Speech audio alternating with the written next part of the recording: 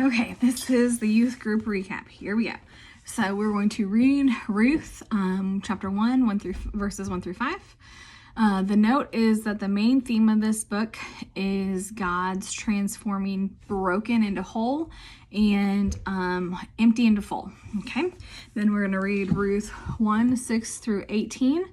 And then the notes on this are Naomi cannot provide for herself or for her daughters-in-laws without a husband or sons.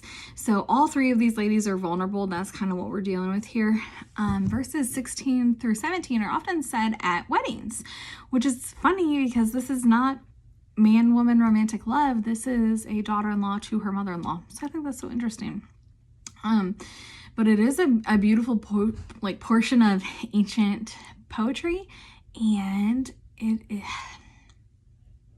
it's difficult to imagine a modern day daughter-in-law saying this to a mother-in-law, but I want us to think about how do we think Naomi would have inspired this? Do we think Naomi was an exceptional person so that Ruth felt this loyalty, or do we think this was just originated with Ruth?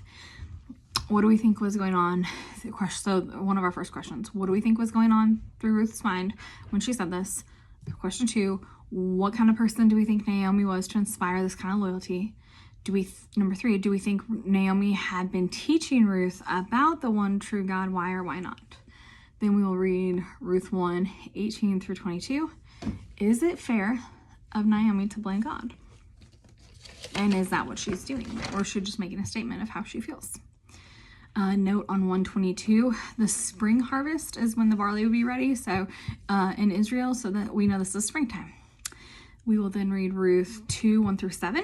And our fun fact is, according to the Torah, widows, orphans, and foreigners living in Israel were able to come in and glean, which is kind of get the leftovers, if you will, at the edges of the fields after it had been harvested. God, in fact, told his people not to harvest right up to the edge, but to leave that. And this is a God-ordained way to care for vulnerable people. This is a way to make sure no one in Israel went hungry. So my question is, could a system like this work well today in our culture, and how much restructuring would we have to do in order for each one of us to contribute to caring for the hungry? And I want us to go far beyond, well, I pay my taxes, and so that goes to welfare. I want us to think about structuring care into our communities. Then we will read Ruth 2, 8 through 15. Ruth was vulnerable. Boaz is kind of asserting his power to protect her, not to lord it over her, but for her protection. The question then being, how can we use our power and influence to protect the vulnerable in our society? Boaz's language here shows that he accepts Naomi's adoption of Ruth, and that he accepts her as part of this giant extended family, this clan, and he is affording her privileges that would have usually only been afforded to family, not to a woman you just met that was a stranger and a foreigner in your land. So that's kind of fun. Note for 2:14, this is essentially pita and hummus. I know a lot of the translations say vinegar. Vinegar, that word that we use, it actually designates a sauce related to hummus. So in the Middle East today, it's still customary. You would offer your guests pita, bread, and hummus. And so that's kind of where we think that tradition, at least it was an evidence in that day. And then I'm just going to summarize Ruth 3 for us. It is basically Ruth proposing marriage to Boaz via the customs of that day.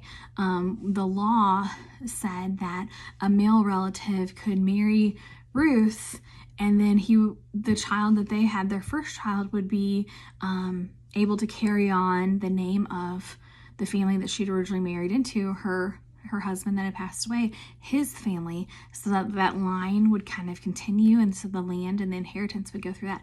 So it's a way to provide financially for Naomi and Ruth, and so that's kind of what Ruth 3 is about.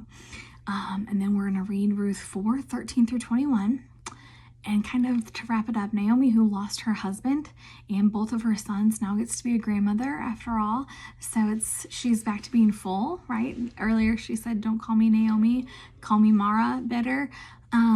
Verses 18 through 22 give us the genealogy of David, and we're going to be studying him in a few weeks, so this is exciting. And then one fun fact, at the time of King David, he still had relatives living in Moab, and we know that because when he was running from Saul, he sent his mom and dad to go live with their relatives in Moab. And we see that in 1 Samuel 22, 1 through about 4.